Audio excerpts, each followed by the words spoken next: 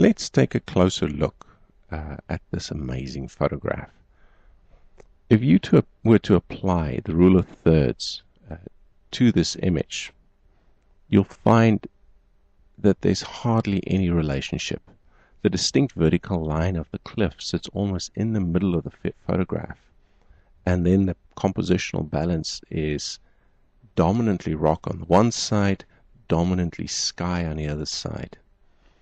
There's a rough tonal relationship along the three horizontal thirds, with the top third being dark, the middle third being the midtones, and the bottom third being the light tones. The greatness of this composition is more subtle than these basic rules of compositions. And I think you'll find as we go through this composition, it's actually more about what's not shown than what is included. Tonally, the photograph's progression is from the white at the bottom to the black at the top. Originally, the top portion of the image here would have been a little bit larger, as well as the left side of the image. This photograph was damaged in 1937 in a fire in Ansel's studio, and he had to crop the image a little bit tighter than he had originally done after that. And there's hardly any copies of this photograph in existence from before 1937, so we've come to know the image as the one that we see on the screen right now. Now, that does change the rule of thirds slightly, but it's still not enough to actually put this dominant line of the image on one of the rule of third lines. One of the other basic rules of composition in photography is the principle that the eye would tend to go to the lightest portion of the image, in that case this bottom section. But in this particular photograph, even though objectively it's a somewhat static image, the eye is unable to rest down here, and that's part of the magic of what makes this image so great. Even though you start here at the light tones, inevitably your eye moves away from it. Now, there's a couple of reasons for that. The first is the tonal vignetting of the image. You have the white tones at the bottom forming a portion of a vignette on the image, which is mirrored at the top by the black, with the midtones being in the center of the image in the grays. Now, these midtones here creates its own interesting dynamic because the mountain has these striations on it. So your eye starts here at the bottom with this bowl, but then all these striations creates almost the effect of an arrow going up to the top of the mountain, which then terminates against this tiny little white line of the snow. And that gives a direction to where your eye goes next, because you get this upwards movement and then it bleeds out of the edge of the picture. Now, originally, as I said, this picture would have had a little bit more sky at the top, but you still would have had this clipping of the mountain at the top edge. And I think that is the most critical piece of the composition of this photograph.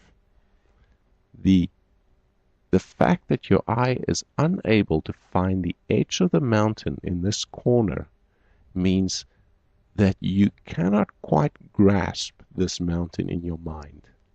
And inevitably, your eye follows this white line right back down into this bowl and then starts drifting up again. And you get this wandering sense of the eye over the image, unable to fully come to a rest and fully resolve the mountain in one's mind. Yeah, there's a three-dimensional depth in the image which you don't notice immediately. You know, there's these foreground trees in this area, and then you have this detail in the back over there. But the three-dimensional depth of the mountain is almost secondary to the fact that you have this upwards and downwards play of the eye across the face of this mountain here. The other aspect of this photograph, and I need to pull up a picture of Yosemite and of the monolith as it really looks in real life. This is a picture that comes out of Yosemite's promotional material. If you look at the texture of the mountain and the tonal range, you realize that it's pretty neutral. There's a lot of grays in it. It's not a very contrasty mountain. Yet when you go to Ansel's image, you realize how contrasty he made this image. And I think that was deliberate because he wanted to pull out these blacks at the top to complement the black of the sky that he achieved with the Ratten 29 filter. The other thing that it does, it pulls out the striations, which is a very critical part of creating the sense of wandering over the image. So, to sum up, Ansel firstly pre-visualized what the sky would look like with a red filter. He used the composition and crop to strengthen that effect. Then he used these darkroom techniques to increase the contrast, and I'm sure he dodged and burnt this thing quite heavily to create that vignette, the white and black that we talked about. In the end, he managed to make this mountain look the way it feels by carefully controlling every step of the process. If you want to read more detail about the story behind this picture and some of the other famous photographs by Ansel, I want to refer you to a book by Ansel that was published a year before he died in 1983, entitled Examples, The Making of 40 Photographs. I don't think this book is in print anymore, but you can still get second-hand copies of it in online stores.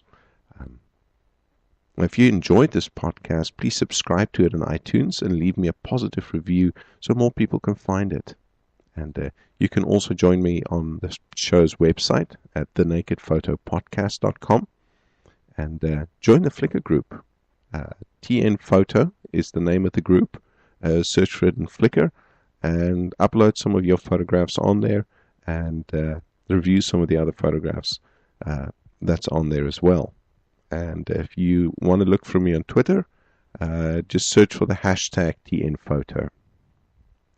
Thank you for listening, and join me again next month.